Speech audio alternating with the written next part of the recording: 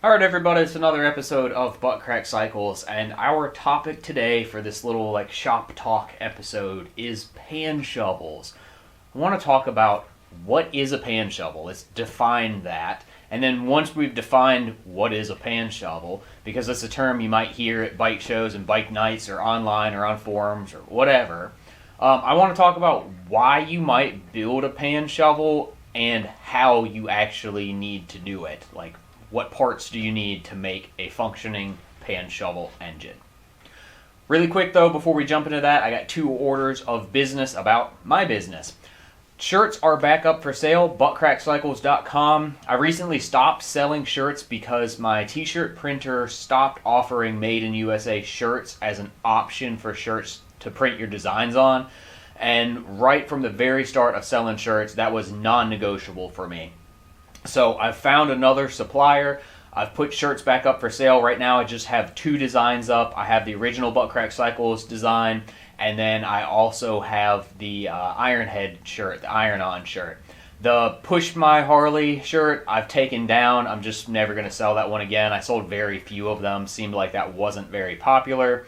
And then the Cease and Desist logo, I'm going to sell those again, but I had a tweak that I wanted to make to the logo, to that design. Rather, not logo, to that shirt design. And so I've made the change. I've ordered a test shirt. I always try and order, test prints of shirts before I offer them up for sale. So shirts are back on the web store. Cease and Desist will be back up soon. And then I've got 1 or 2 more designs that I'm playing with. And if I'm happy with those designs in person, then I'll throw them up on the website for y'all. Other thing is that I'm sitting on a bunch of parts right now. Stuff like this, Super E, air cleaner, has a filter, has a backing plate. I mean, this thing's in, really good shape. $50, it's on the web store right now. I'm also going to be putting up some other stuff like this that's kind of smaller, easy to ship things. I've got some Ironhead parts to sell, some Shovelhead parts to sell, a decent amount of late model bagger stuff, twin cam kind of stuff. Yeah, so I've got a bunch of parts, and as I'm slowly sifting through them, y'all will get them on the web store, the smaller stuff that's easy to ship. So with all of that out of the way, let's jump into pan shovels. So what is a pan shovel? Well, first we need to talk about sort of the very brief, quick history of Harley Big Twins. The Panhead engine was Harley's big twin that they put in the big bikes from 48 until 65. And in 66, it was replaced with the Shovelhead. Now, the first couple years of the Shovelhead, 66 through 69, are what people call a generator shovel, or a slab side shovel, or a flat side shovel. And they look very, very similar to a Panhead, with the exception of the rocker covers. There are some other differences between the two, but the bottom end of those engines is essentially identical. They both still have that flat cam cover with the little, loop on the end for the generator to go into. Those bikes used an external generator that came in from the left side of the bike as you're sitting on the bike, and all of your timing and points such components were in a distributor in the engine case. In 1970, Harley changed the Shovelhead to what we now call the cone shovel. They went to an alternator, a stator design, so your stator was now in the primary behind an alternator drum, and your timing components got moved onto a points cover on the right-hand side of the engine. It's kind of in the shape of a little cone. And really, that's what Harley stuck with through the Evo engine, too. So the cone shovels look pretty different than the earlier generator shovels. And people will sometimes, erroneously, incorrectly call those first couple year Shovelheads pan shovels. I've heard people call them that. I don't agree with that personally. Personally, I think that 66 to 69 engine is a generator Shovelhead. It left the factory with a Shovelhead top end on it, and it still used the generator charging system with the distributor ignition and that flat side on the right-hand side of the bike. So if that's not a pan shovel, what is a pan shovel? Well, to me and to most people, a pan shovel is when someone takes a factory panhead bottom end and puts a shovel head top end on it. The result is that you have an engine that basically looks just like those factory 66 to 69 early shovel heads, the generator shovels. But the big difference here is that you might find a pan shovel in a much earlier bike. Instead of being in a late 60s swing arm bike, you might find a pan shovel in, say, I don't know, a 50 model rigid frame. And these pan shovel conversions were things that people started doing as early as, the late 60s or early 70s and continued on all the way until today. So why might you want to do this, you ask? Well, there's a couple of reasons. The first is that if you look at the intake path on a panhead, the intake ports are basically all the way on the other side of the engine if you're standing on the carburetor and exhaust side of the bike.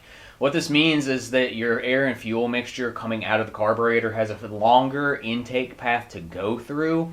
It has to get sucked through the really long intake manifold, then go out through the T into both of your cylinder heads, and then come basically backwards through the head into the combustion chamber. The shovel heads use what is essentially modern style intake path, wherein your intake ports are facing each other on the inside of the V, and you have that much shorter intake path. This flows better, and honestly is just better in every way, shape, and form. So that's your biggest thing that you gain going to the shovel head top end. Other things that you gain, the shovel head rocker arms are better than the panhead ones. The way the panhead oils the top end, for the most part, is an internal oiling system. And panhead rocker arms will sometimes eat the bearings up because they don't oil the top end as well as like the later external oiling stuff does. So slapping that shovel head top end on the panhead bottom end and then finding a way to plumb external oil line routing to your cylinder heads means that you get to take advantage of that superior oiling of the later shovel head rocker assemblies. Shovelhead rockers right out of the box too from the factory can also support a little bit more lift than the panhead ones can, so you can run a little bit bigger cam. So what all of this means is that the panhead bottom end with the shovelhead top end on it is basically like bolting on roughly 10 horsepower to your engine. They flow better, they make more power, they generally run cooler. And it's all around just like from a performance standpoint better.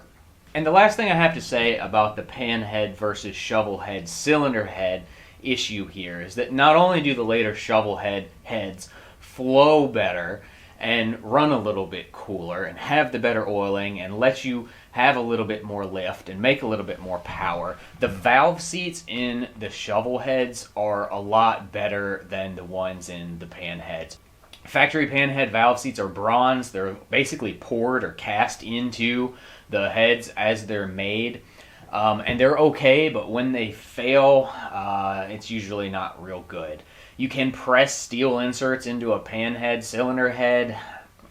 I've seen people screw that up. It's kind of tricky to do. There's not a lot of meat, especially on the intake side. So I've seen people crack cylinder heads trying to press the steel inserts into a panhead head, trying to salvage it once the factory bronze valve seat has failed. So the shovelhead valve seat's definitely better than the panhead one. So we've talked about kind of, that the shovelhead top end on the panhead bottom end flows better, makes more power, runs a little bit cooler, has better oiling. The other reason people used to do this, and to some extent still do this, is because of parts availability and parts cost. Panhead cylinder heads are fewer than shovel heads, harder to find, and therefore a little bit more expensive. There's people now these days making replacement cylinder heads for panheads. STD made them for a really long time. Those were good heads. S&S makes a Panhead cylinder head as well. But for the most part, like the Shovelhead top end stuff is easier to come by and cheaper. I don't know if this is like so much of an issue now in 2025 as it would have been like in, say, 1990 or something like that. You know what I mean? When you were maybe scouring swap meets to put together a top end of an engine, now you can get online and basically find whatever you need, but it probably does end up being a little bit cheaper, I guess. I don't know. It is something I wanted to bring up. It was a reason for guys to do it back in the day. So, I don't know. Jury's out on that for me. You know, I guess that this isn't something that someone's doing if they're going for like a totally year-correct restoration of a bike. So, if you are trying to do a period-correct bike, you probably don't really care about, you know, saving a few dollars on the top end. But if you're building something just to ride and rip around on and like have fun with, I don't know, if it makes more power and it's cheaper to build, well, I get it. So now that we talked about like why you might want to do it, how do you do it? It's pretty simple, really. The Panhead bottom end and the early Shovelhead bottom ends are essentially identical. And all the way through the 74 cubic inch Shovelhead production years, the Shovelhead and the Panhead used the same stroke crank. The piston and cylinder diameters are slightly different between a 74 cubic inch Panhead and a 74 cubic inch Shovelhead. But at the end of the day, you can take a 74 cubic inch Shovelhead piston and cylinder, put it on a Panhead bottom end, put the piston on the rod, put your jug on top of that, and then slap a Shovelhead cylinder head and rocker box on top of all of that, and put it together with some push rods, and it will run. Of course, like I said, you need to find a way to do external oiling. It's really not that hard. A quick Google search will tell you what to do there, or even just look at some pictures of ways other guys have done it, and you'll figure it out pretty quickly. You do need to make sure that you're returning oil to the bottom end the correct way. Again, a little bit of Google in here solves this pretty quickly too.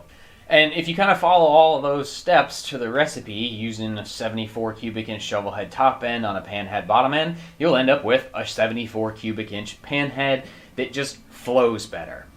Now, say you come into a pile of 80 cubic inch Shovelhead parts and you want to slap this on a Panhead bottom end you've got laying around. This is where you get into something a little bit different. Can you do it? Yes. But if you bolt the Shovelhead top end from an 80-inch motor onto a 74 cubic inch Panhead bottom end, it will run, but it will have super low compression. The stroke on the 80-inch shovel motors is longer, is bigger than the stroke on the 74-inch pans and shovels. And as a result of that, the wrist pin location in the 80 cubic inch pistons is different than where it is in the 74 cubic inch pistons. So if you take an 80-inch piston and put it on the shorter stroke crank and then put it all the way back together, what you're going to end up having is an engine that runs, but it'll have like 6.5 to 1 compression ratio. I don't remember off the top of my head, but it's really low. So in order to make that work, you need to take the roughly 4-inch stroke crank out of the bottom end of the Panhead and put a 4 1/4 inch stroke crank or flywheel, whatever you want to call it, into that engine. So you have to build the whole thing together into an 80 cubic inch mill, or else you're just going to be stuck with something super low compression, which I guess would be really easy to kickstart, and you could run it on garbage gasoline, but it's not going to make much power, and then you lose all of those other benefits of the good flowing Shovelhead top end. You just threw it all away by giving away that compression ratio. So just something to kind of think about if you are trying to do a 80-inch shovel top end on a 74-inch pan bottom end. And I guess honestly this would apply to a 74-inch Shovelhead bottom end. Will it work? Yes. Is it ideal? No. All right. So that's it. Like, short and sweet episode. I hope you learned something. I'm sure somebody will tell me that I've left something out, I've forgotten something, or maybe I've said something wrong, and that's fine. Please tell me in the comments. I appreciate all the comments. I often learn a lot from reading the comments that y'all leave for me. Finally, why did I feel like making this episode? Well, if you follow me on Instagram, you probably already know. Sort of like side note here, I usually post stuff sooner on Instagram than I do on YouTube. Like, Instagram is more personal for me. Like, I'll post my personal life more on there, and I'll post bike stuff on there too. But bike projects that I'm working on will often get put like on my story, or sometimes even on my Instagram main feed before I make a video about them for y'all to see here. All of that being said, that family project bike I've been teasing for the last couple of weeks, it's here. The tripod's actually touching it. I'm touching it right now. It's right next to me. But I'm going to make y'all wait a few more days to see it. I pushed this thing out of the shed yesterday or 2 days ago. I think it was 2 days ago. Took some pictures of it, did some video of it, and I'll have an episode edited and ready for y'all to watch. This will be my Wednesday episode for the week that this episode airs, and the reveal of the bike that's right here will come out the following Sunday. Again, you can jump ahead if you want on Instagram and see some pics of it, but the full episode will be out in a few days. And it's relevant to Pan Shovel and what we just talked about here. Okay, that's it. Thanks for watching. Thanks for buying shirts. Thanks for buying anything off the web store if you ever do. Thanks for being here. Thanks for meeting me in person if I've ever met you in person. Yeah, I think dinner's probably ready. I'm going inside to eat. Last thing, the pad for my new shop is poured. The pad is poured. It got formed. It got inspected. The county approved it. They came and poured yesterday. They finished it out yesterday evening. Cut expansion joints in it this morning, so now I just need to wait 28 days for it to cure and then tell the building people, hey, come on, it's time to finally put the building up. So by Thanksgiving, I'll still have my little shed shop here, which is 12 by 20, but by Thanksgiving, I'll have 660 square feet of metal building to work in and be making videos for y'all to watch, so I'm pretty excited about that. All right. For real. Bye.